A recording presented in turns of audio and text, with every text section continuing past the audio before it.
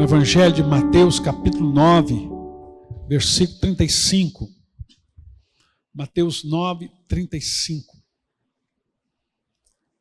Nós vamos ler o 35 até o 38. Eu queria fazer um desafio aqui para os irmãos nesta manhã. Nós vamos ler esse versículo pausadamente. E eu queria que por um momento todos nós aqui fôssemos um psicólogo. E você vai fazer uma análise minuciosa aí, prestando atenção no que a Bíblia está dizendo sobre a personalidade de Jesus. O que Jesus estava... quais são as emoções, os sentimentos, o comportamento, vamos fazer uma análise comportamental do que a Bíblia está dizendo. Então eu queria que você prestasse muita atenção e também você tivesse a liberdade, nós vamos ceder a oportunidade, para que você falasse o que você está entendendo aí, parte por parte, né? Então vamos fazer primeiro uma leitura desses 4 versículos que diz assim: E Jesus percorria todas as cidades e aldeias, ensinando nas sinagogas, pregando o evangelho do reino e curando todo tipo de doenças e enfermidades. Ao ver as multidões, Jesus se compadeceu delas porque estavam aflitas e exaustas, como ovelhas que não têm pastor. Então Jesus disse aos seus discípulos: a seara é grande, mas os trabalhadores são poucos. Por isso peçam ao Senhor da seara que mande trabalhadores para a sua seara. Amém? Agora vamos ver por parte. A primeira parte. Preste atenção. Tenta entender por que Jesus está falando isso. Por que Jesus está falando e fazendo isso. Tenta entrar na mente, no coração de Jesus agora, para você decifrar por que ele está fazendo essas coisas e falando essas coisas. A primeira parte que nós vamos analisar é essa. E Jesus percorria todas as cidades e aldeias. Preste atenção, todas as cidades e aldeias, vilarejos, comunidades pequenas. E Jesus percorria todas as cidades e aldeias, ensinando nas sinagogas, pregando o evangelho do reino e curando todo tipo de doenças e enfermidades. Então presta atenção, você olha para o comportamento de Jesus, ele percorrendo cidades, aldeias, né, vilarejos, ensinando o povo o evangelho do reino, e ele fazia isso de cidade em cidade, não importava o tamanho, a quantidade de pessoas, mas Jesus percorria, andava, gastava. Aqui era o dia a dia dele, o que ele fazia durante o dia. Agora, quando você olha para isso aí, e Jesus percorria todas as cidades e aldeias, ensinando nas sinagogas, pregando o evangelho do reino, o que você, olhando para ele, o que você vê nele? Por que ele está fazendo isso? O que você consegue entender no seu coração, assim, a motivação dele, como é que está o coração dele, como é que está o espírito dele, que levava ele a fazer essas coisas? Alguém pode me dizer isso aqui? Vamos fazer um bate-papo? Uma pregação diferente, né? O que você sente? O que você vê? Fala. Hã? Compaixão. O que mais? Hã? Ele queria que todos ouvissem o evangelho. O que mais? Alguém pode falar o que você... Quando eu olho isso aqui, eu vejo vou usar uma expressão que não é a correta, mas só para nós entendermos. Eu vejo um homem desesperado. Eu vejo um homem desesperado, assim, correndo contra o relógio. Ansioso, todo desesperado, ansioso, estou colocando num sentido, não é o sentido literal da palavra, entendam. Mas aqui, ele não tinha outra missão. A pessoa, como a irmã falou, obstinada, correndo, gastando o seu tempo, ensinando nas sinagogas, né? Jesus ensinava na sinagoga, no tanque, nas ruas, nas casas. Ele ia em todos os lugares. Uma vez ele atravessou o país, foi a única viagem. Jesus fez 2 viagens internacionais. Uma quando ele era criança, quando os pais dele fugiram com ele para o Egito. E outra quando ele foi para Tiro e Sidom, expulsar o demônio daquela mulher. Então, assim, Jesus ficou só ali, em Israel mesmo.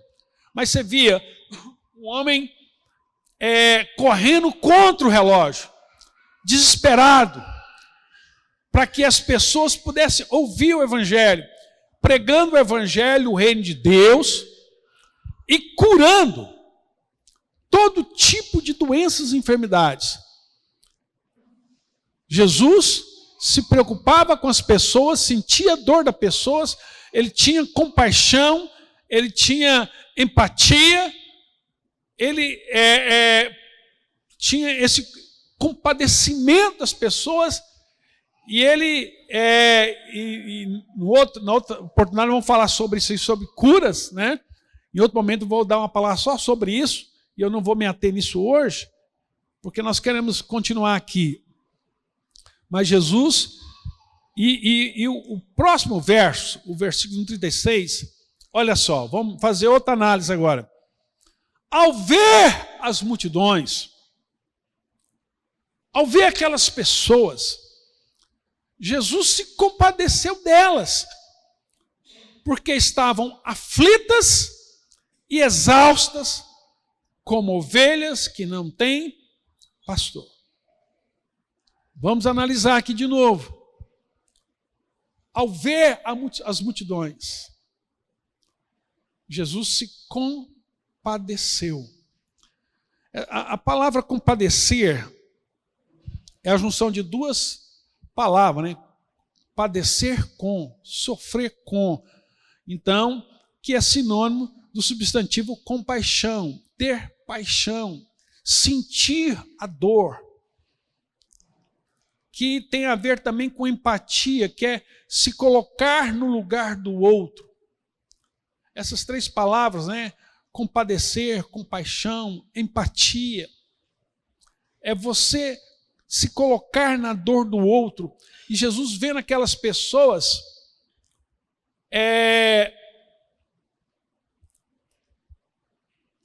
desesperada, buscando a felicidade, buscando um alívio, buscando a solução dos seus problemas.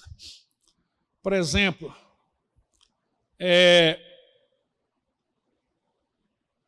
aqui em Goiânia está tendo aí um show do Gustavo Lima, né? Fiquei sabendo que não há vaga em nenhum hotel em Goiânia. Todos os ingressos já foram esgotados. Ingressos de 1.000 e tanto. Não há mais. O show foi ontem, não sei se vai ter hoje. Multidões que estão ali à procura de algo. Estão procurando algo. Estão procurando felicidade, estão procurando alívio, estão procurando prazer, estão procurando se divertir. Estão procurando a felicidade. Estão procurando algo que eles não vão achar. Que eles não vão achar. Então, ao invés da gente olhar para a situação e dizer assim, olha, esse povo vão tudo para o inferno, não sei o quê, papapá. Irmão, não é nada disso. Jesus não tinha essa visão sobre essas pessoas. Jesus olhava para essas pessoas e dizia, são como ovelhas que não têm pastor, estão à deriva, estão completamente desesperados, porque a ovelha, irmão, a ovelha é o animal mais, como é que fala, mais sem falta de entendimento da terra. É totalmente dependente do pastor para comer, para beber água, para se livrar. Na Suíça mesmo tem um papagaio, aquele papagaio lá das neves, um papagaio daquele mata uma ovelha. Né? Não sei se você já viu isso. Ele senta aqui no lombo da ovelha, começa a bicar a ovelha e perfura o couro da ovelha e vai nos rins, ele se alimenta dos rins da ovelha, dos rins e do fígado. E um papagaio mata uma ovelha. A ovelha é um animal sem noção. É um animal sem noção. Então, um animal muito... não quero depreciar, né? Como é que fala assim? Ingênuo. Vulnerável. Você vê, o salmista fala assim, ele me leva às águas tranquilas. Ele depende do pastor para tudo. Um animal completamente vulnerável. E não consegue perceber o perigo, não dá conta de se livrar dessa situação. Então Jesus olhava para essa multidão e via isso. Agora, e nós? Quando nós olhamos para o mundo, o que nós vemos? Nós olhamos como quem de fora, fica olhando de fora e às vezes se gloriando, dizendo assim, poxa, graças a Deus que eu não estou nessa situação. Nós vemos isso até mesmo nas nossas orações. Às vezes as pessoas falam assim, vamos dar graça no almoço. E tem pessoas que oram assim, Pai, muito obrigado por essa refeição, por esse alimento. Quantas pessoas no mundo aí não têm o que comer e nós estamos aqui com a mesa farta, tudinho, pá, né? Essa oração ela é complicada, porque você não há empatia no seu coração. Né? Quando se falasse isso, tinha que falar com lágrimas, com desespero. Sentir a dor do mundo. Jesus via a dor do mundo. A Bíblia fala isso, né, em Efésios 2, Efésios 2:4 fala isso, mas Deus, sendo rico em misericórdia, que é outra palavra sinônimo também de compaixão, né? A junção de duas palavras gregas, misereu e cardio, quer dizer, sentir a miséria no coração. Então, mas Deus sendo rico em misericórdia, por causa do grande amor com que nos amou, nos deu vida, diz o versículo 5, né? Nos deu vida, estando nós mortos em nossos delitos e pecados, estando nós mortos em nossas transgressões, nos deu vida juntamente com Cristo, pela graça sois salvos. Então nós só somos salvos porque Deus nos amou. E quando Ele nos amou, esse amor, Ele progrediu para misericórdia. Então o amor, ele só faz sentido quando ele se transforma em misericórdia. Ou seja, quando você ama, mas quando aquilo se torna uma empatia, você sente no seu coração a miséria do outro, mas o amor e a misericórdia são subjetivos, eles não podem parar aqui, eles têm que se transformar em graça. E o que é graça? É quando o seu amor e a sua misericórdia se transformam em ação.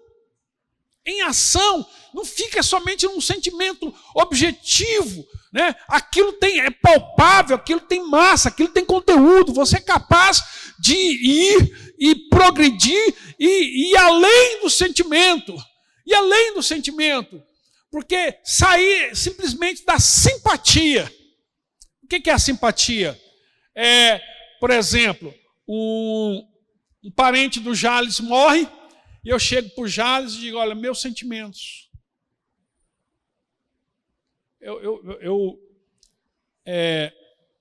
estou sensível à dor dele, né? Mas ficou nisso. Meu sentimento, olha, que Deus console sua família. Isso é simpatia. É quando você demonstra sentimento pela dor do outro. Compaixão é algo muito mais forte. Compaixão é você colocar-se no lugar do outro. Né? A Duda, esse tempo atrás, nós estávamos conversando e o marido dela nos Estados Unidos fazendo curso, e ela falou assim, ela grávida, ele foi, deixou ela grávida, quantos meses? 2, 3? 2 meses. E aí, o que é simpatia? Eu dizer assim, nossa, Duda, que situação, hein? Eu sinto muito por você. O que é compaixão? É fazer o que a Liliane, a Fran, alguns meninos da igreja foram. Vem cá, nós vamos ajudar você, nós vamos cuidar das suas filhas, vamos fazer comida para você, nós vamos limpar seu apartamento. A compaixão, ela vai além de uma simpatia, é uma ação concreta. Nós vamos, e todo mundo, as pessoas levando comida, as pessoas ajudando. Então, isso já é compaixão, ela ultrapassa a simpatia, vai além. Então, Jesus tinha compaixão pelas pessoas, e nós temos que ter esse sentimento que Jesus tem, esse sentimento de compaixão, de ir além, quando nós vemos a necessidade das pessoas. E quando Jesus, por isso, que você vai lendo os versículos, você vai entendendo aquele primeiro versículo, por que ele percorria? Por que ele curava tantos enfermos? Por que ele orava pelas pessoas? Por que ele pregava? Porque ele via que aquelas pessoas eram tão necessitadas, precisavam tanto de ajuda, e ele fazia o que ele podia. Só que agora no próximo versículo você vai ver a insatisfação de Jesus por ele, né? Ali nós estamos falando do Jesus humano, do Jesus homem, por ele não dar conta de resolver todas essas questões. Por isso que Jesus falou, é melhor que eu vá, porque quando eu for, o Espírito Santo vai vir e vai poder formar um monte de Jesus aí para fazer as coisas que eu, limitado pelo corpo, não posso fazer. Então vamos ver o versículo seguinte, né? O 37, olha só. Então Jesus disse aos seus discípulos, a seara, a lavoura, seara é a lavoura, né? A colheita, a lavoura é grande, tem muita coisa para colher, mas os trabalhadores são poucos. Ou seja, Deus tem uma obra muito grande para fazer na terra, mas as pessoas que querem trabalhar para Deus são muito poucas. E aqui é importante, para nós na língua portuguesa não faz muita diferença, mas a Bíblia usa duas expressões distintas. Uma é trabalhador. Sempre quando a Bíblia vai falar daqueles que labutam na obra, que operam na obra de Deus, chama ele de trabalhadores. E há uma outra tradução que é o assalariado, que lá em João 10, né? Lá em João 10, Jesus usa a expressão assalariado, ou outras traduções, mercenário, que é a mesma coisa. Quer ver? João 10, 11, projeta para nós, só para vocês verem. Jesus diz, eu sou o bom pastor. O bom pastor dá a vida pelas ovelhas. Quer dizer, Jesus está falando, eu pastoreio por vocação. É a minha vocação, é o meu chamado. É aquilo que eu sou. Eu sou o bom pastor. E o bom pastor, ele dá a vida pelas ovelhas. O mercenário, que não é pastor, a quem não pertence as ovelhas, vê o lobo chegando, abandona as ovelhas e foge. Então o lobo as arrebata e dispersa. Agora presta atenção, esse versículo 12 aí, coloque outra tradução. Tem outra tradução que fala o assalariado. Vê para mim qual que é, não sei se é RA. Porque, olha lá, o assalariado não é pastor. O que é o assalariado? Aquele que trabalha por dinheiro.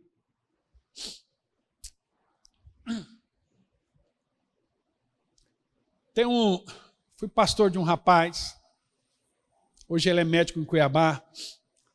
Ele falava assim: pastor, eu quero fazer medicina. E ele estudou, eu quero fazer medicina, porque eu sinto que essa é a minha vocação, eu quero ser bênção na vida das pessoas, eu quero abençoar pessoas, eu quero servir o Senhor através do meu dom, do meu talento. Eu sei que eu nasci para ser médico, e eu quero ser um médico, eu quero abençoar pessoas. E ele fez medicina. Quando ele foi fazer residência, e eu falei, conversando com ele, e aí? Ele falou: pastor, eu quero ser cirurgião plástico.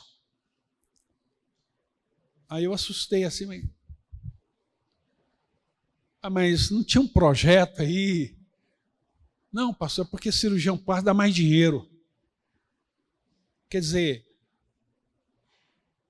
o dinheiro sufocou a vocação. Aquela vocação de ser um cirurgião, para poder servir as pessoas no campo, ajudar as pessoas. Agora,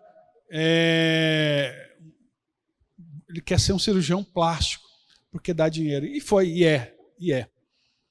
Mas perdeu o sentido. Então é o seguinte: as pessoas que fazem coisa por dinheiro. Então, o que é um assalariado? Não é, aqui para nós, assalariado é uma pessoa que recebe salário. O sentido da palavra assalariado na Bíblia é a pessoa que trabalha por dinheiro e não por vocação.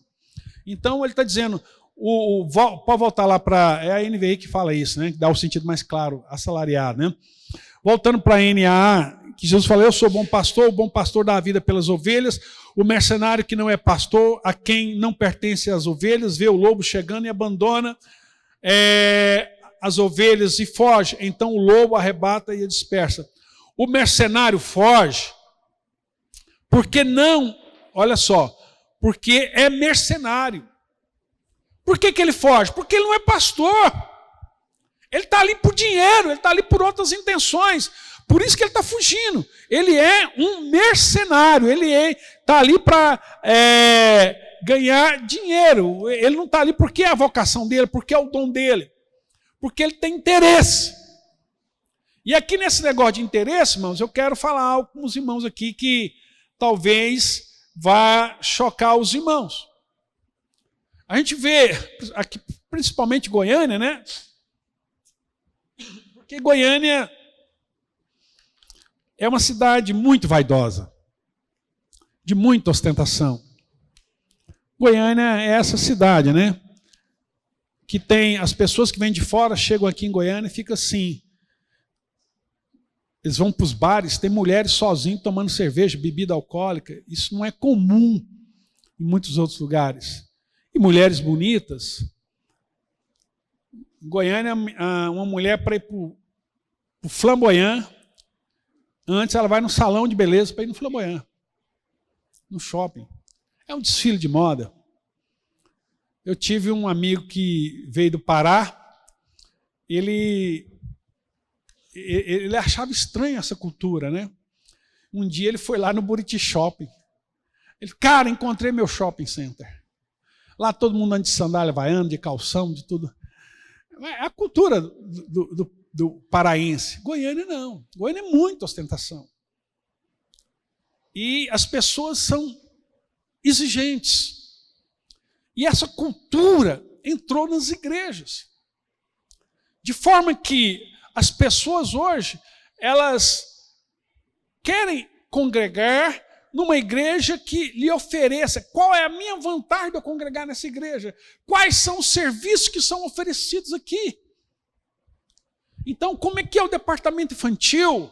Como é que é os casais? Como é que funciona a estrutura? Tem ar-condicionado, as poltronas, tem poltrona, é cadeira. Então as pessoas têm estacionamento, as pessoas elas procuram uma igreja que possa oferecer para ela o melhor serviço. O melhor serviço. Porque elas estão preocupadas em serem servidas. Elas não são capazes de chegar, de olhar e ver uma necessidade e falar: cara, aqui é meu lugar, porque aqui está faltando isso, aqui está faltando aquilo. Começa a achar as coisas que estão faltando e fala: Deus me enviou para esse lugar para que eu realmente possa ser bênção nesse lugar. né? Então as pessoas começam a olhar tudo naquilo que podem me servir. Olha para nós, abra aí a Bíblia ali, projeta para nós, Marcos 10, 45. Olha o que Jesus diz.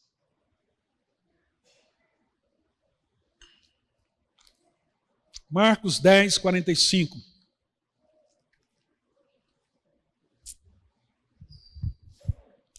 Pois o próprio Filho do Homem não veio para ser servido, mas para servir e dar sua vida em resgate de muitos.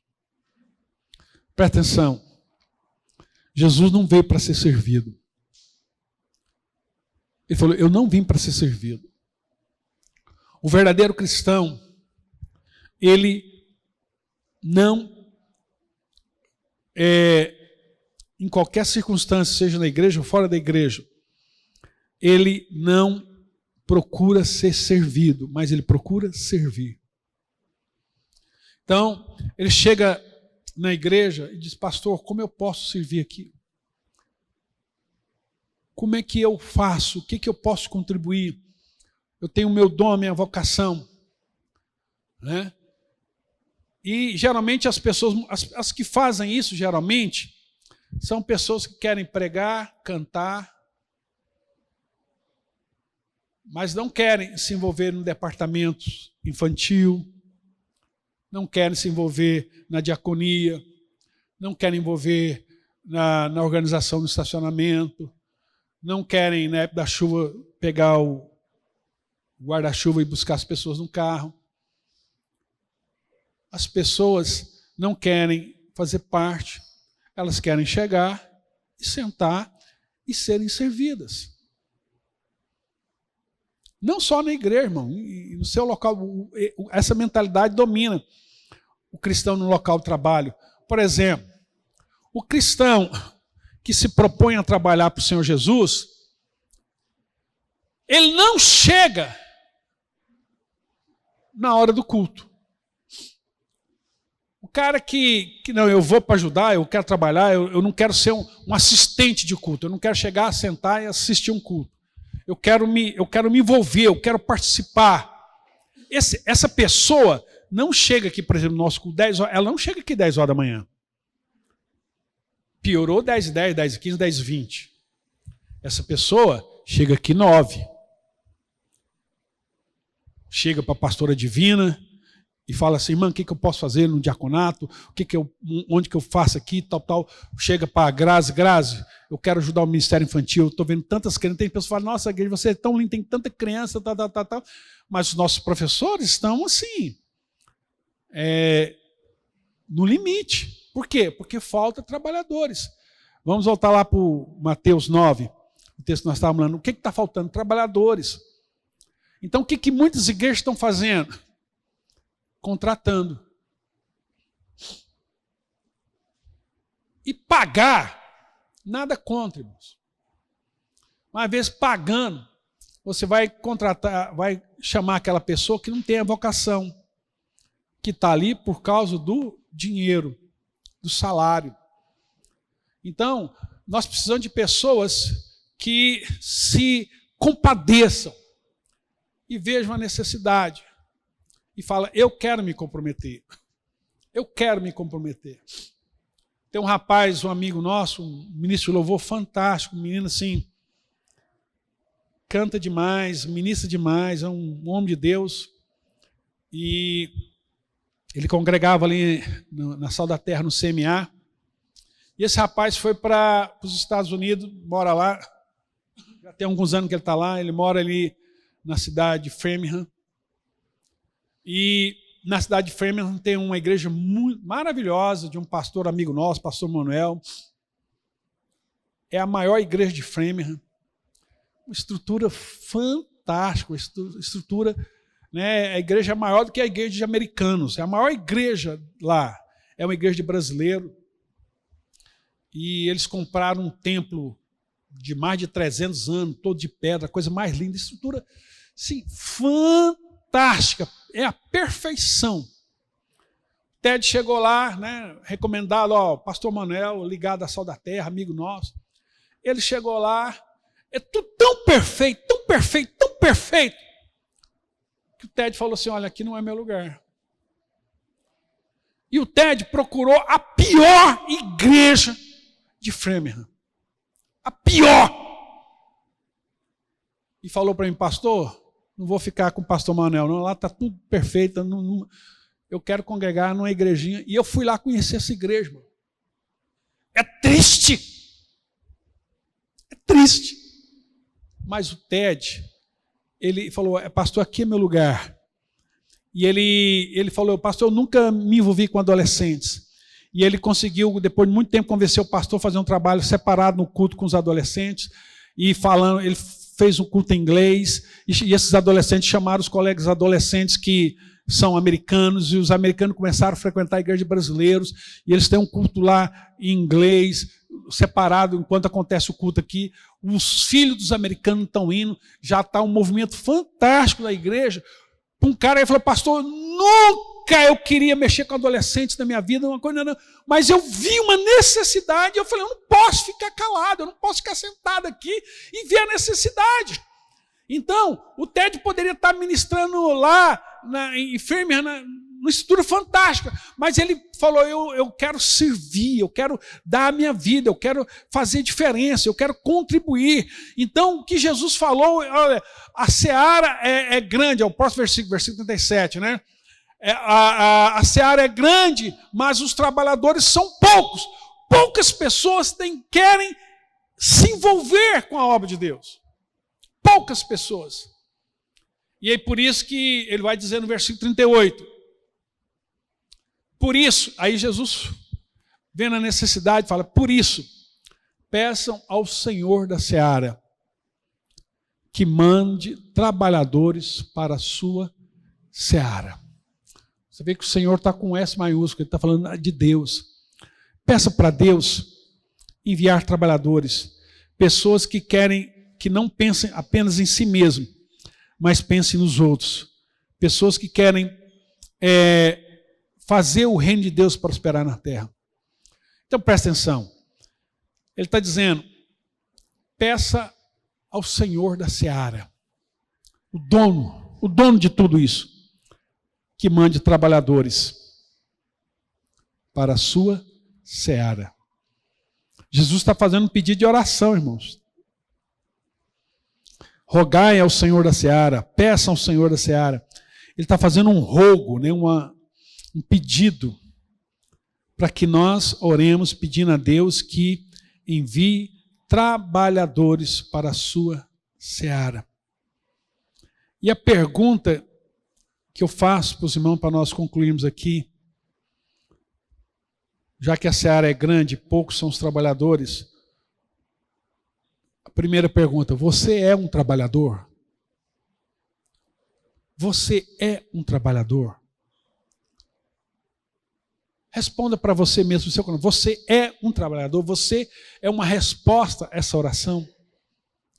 Segundo, você está aqui para ser servido ou para servir? Você quer que as pessoas lavem os seus pés ou você quer lavar os pés das pessoas? Lavar os pés das crianças, dos adolescentes, dos jovens, da diaconia, dos músicos. Você quer ter os seus pés lavados ou você quer lavar os pés? Você é um trabalhador? Você veio para ser servido ou para servir? Terceiro lugar, vamos atender o pedido dele, que diz, ore para que Deus envie trabalhadores. E se você ainda não é um trabalhador, irmão, se você ainda não é um trabalhador do reino de Deus, pode ser duas coisas aí. Pode ser negligência.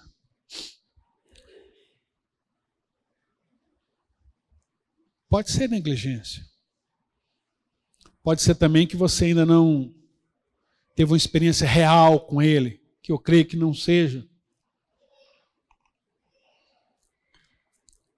Mas eu preciso falar isso aqui para vocês, porque um dia vai estar, é um dia breve, todos nós vamos nos comparecer diante do tribunal de Cristo. Todos nós vamos chegar diante do Senhor Jesus e Paulo diz que nós vamos ter que prestar contas. Todos nós haverá uma prestação de conta.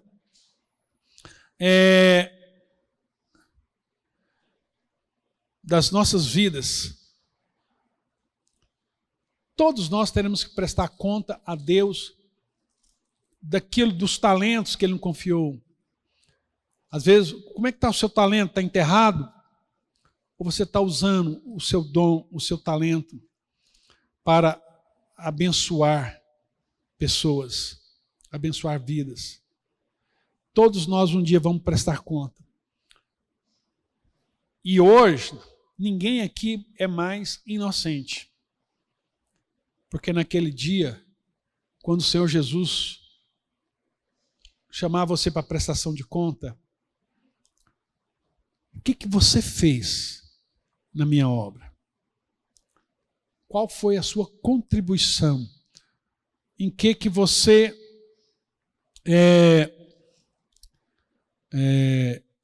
contribuiu para a expansão do reino de Deus? Porque Jesus disse: ide por todo mundo e pregar o evangelho a toda criatura. Amém? Vamos orar? Curve sua cabeça. Pai, eu quero abençoar os teus filhos aqui. Queremos, Senhor, na tua presença, suplicar por misericórdia. Por misericórdia, Senhor. Que o Senhor tenha compaixão de nós, que o Senhor tenha misericórdia de nós, Senhor. Que o Senhor realmente nos ajude a discernir realmente a tua vontade, que não sejamos omissos, relapsos, displicentes, que não possamos, Senhor, de forma alguma, dormir o sono da negligência. Dormir o sono da negligência e nos omitirmos da responsabilidade que o Senhor confiou a cada um de nós. Queremos realmente, Senhor, ser usados por Ti, trabalhar na Tua obra, trabalhar na seara do Senhor, trabalhar realmente na vocação que o Senhor deu para nós de proclamar o Teu Evangelho. Queremos ver a nossa família salva, queremos ver os nossos amigos salvos, queremos ver, Senhor, todas as pessoas que estão à nossa volta salvos, em nome do Senhor Jesus, em nome do Senhor Jesus. Amém. Eu queria que o Guilherme projetasse para nós aí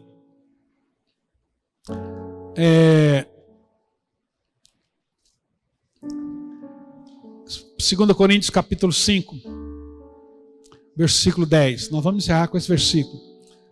2 Coríntios 5, 10. Olha só o que diz a palavra de Deus. Porque é necessário que todos nós compareceremos diante o tribunal de Cristo, para que cada um receba segundo o bem ou mal que tiver feito por meio do corpo. Todos nós vamos ter que prestar conta do Senhor, da nossa vida. Todos nós, irmãos. E não pense que lá você vai enganar o Senhor com um discurso vazio, com desculpas. Não pense. Porque naquele dia, irmãos, a Bíblia fala que os seus olhos são como chamas de fogo. Toda a verdade virá à tona. toda desculpa, todo argumento vai ser desmascarado.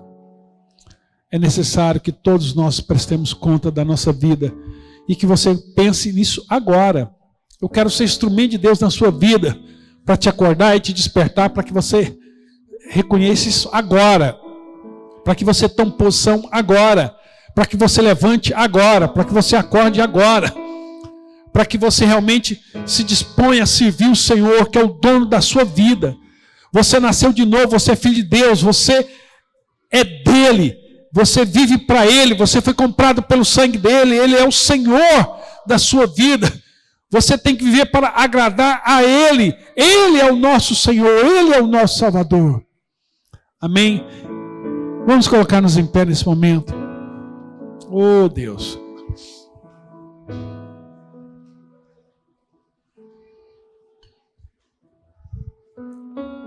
E nós vamos cear. E a ceia fala disso, irmãos. Jesus disse assim, olha, esse é o meu corpo. Ele pegou um pão e diz, isso aqui é meu corpo. E a Bíblia fala, e tendo dado graças, ele orou, ele agradeceu e ele partiu o pão. E ele disse, tomai e comei. Ele deu um pão partido, ele deu um pedaço de pão para as pessoas. Isso é a minha vida, isso é o meu corpo, que eu estou compartilhando com vocês. Eu estou compartilhando com vocês a minha vida, o meu tempo, o meu corpo. Vocês são importantes para mim, porque eu deixei tudo e me fiz carne para poder salvar vocês. Então isso aqui é o meu corpo que eu compartilho com vocês. Fazei isso em memória de mim. Ou seja, a maior ceia que tem, a verdadeira ceia, Jesus fala, aquele que come e bebe sem discernir o corpo, sem discernir o quê? Que sua vida tem que ser um pão partido, que a sua vida tem que ser entregue ao seu irmão, que a sua vida tem que ser entregue ao outro. Você foi salvo para servir, você foi salvo para servir, então a sua vida tem que ser compartilhada, a sua vida tem que ser compartilhada com o seu irmão, com aquele que realmente você pode contribuir e ser bênção na vida dele. Que o Senhor Jesus derrame em nossos corações aquele coração que ele tem de olhar para as pessoas e ter compaixão, de amar e ter misericórdia. Em nome do Senhor Jesus. Disse Jesus, tomai e comei. Este é meu corpo que é partido por vós. Façam isso em memória de mim, ou seja, compartilhe a sua vida também. Não viva para você, não viva em função de você, mas viva em função dos outros. Compartilhe a sua vida. Fazei isso em memória de mim. Amém. Pai, te damos graça por esse pão. Esse pão simboliza o teu corpo na cruz. Na cruz o Senhor rasgou o teu corpo. Na cruz o Senhor nos deu a sua vida. Na cruz o Senhor nos comprou. Por isso que nessa manhã nós te louvamos, te rendemos graças, bendizemos o teu nome. E que nós possamos compartilhar a nossa vida, Senhor. Não vivendo para nós mesmos, mas vivendo para o Senhor. Em nome de Jesus. Diz Jesus, tomai e comei. Este é meu corpo que é partido por vós. Fazei isso em memória de mim. Amém.